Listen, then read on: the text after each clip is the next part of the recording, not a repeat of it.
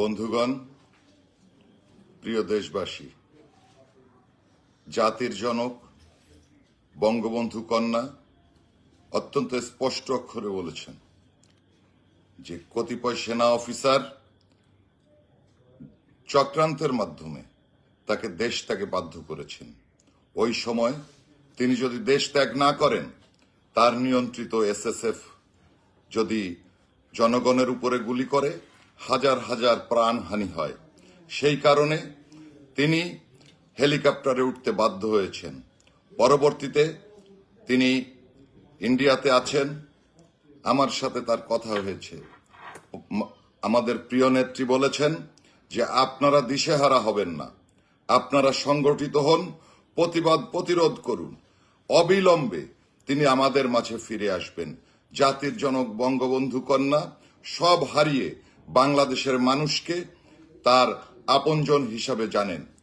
তার বাবার স্বাধীন করা বাংলাদেশে আবারও তিনি আসছেন, আর আমরাও অধীর আগ্রহ নিয়ে অপেক্ষা করছি।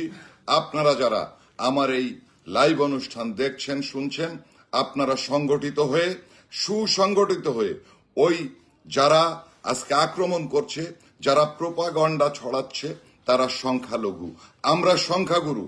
আমরা এদেশ স্বাধীন করেছি, মুক্তিযোদ্ধা ভাইরা এখনো বেঁচে আছেন। আমরা মুজিবাদর্শের নেতাকর্মীরা আমাদের ব্যক্তিগত সকল ভেদাভেদ ভুলে গিয়ে আমরা মাঠে নামবো। দেশরত্ন শেখ হাসিনাকে সসম্মানে দেশে ফিরিয়ে এনে আগামী নির্বাচনে তাকে আমরা প্রধানমন্ত্রী নির্বাচিত করবই করব ইনশাআল্লাহ। জয় বাংলা, জয় বঙ্গবন্ধু। আর সারা বাংলাদেশে আপনারা কর্মসূচি পালন করবেন, আপনারা নিজেদের মধ্যে আলোচনা করবেন। আপনারা জানেন পুলিশ বাহিনী উইথড্র হয়েছে, পুলিশ বাহিনী মাঠে কোনো কাজ করছে না। এই নিরাপত্তাহীনতার সুযোগ নিয়ে যারা আজকে অপকর্ম করে বেড়াচ্ছে, সাধারণের বাড়িতে লুটপাট করছে, আজকে সংখ্যালঘুদের উপরে অত্যাচার চালাচ্ছে, আমাদের স্থানীয়ভাবে সংগঠিত হয়ে প্রত্যেকটা ঘটনা রুখে দিতে হবে।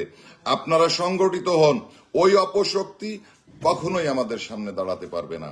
আপনারা কর্মসূচি নিন এবং কর্মসূচি পালন করুন, দেখেন রুখে দাঁড়ান।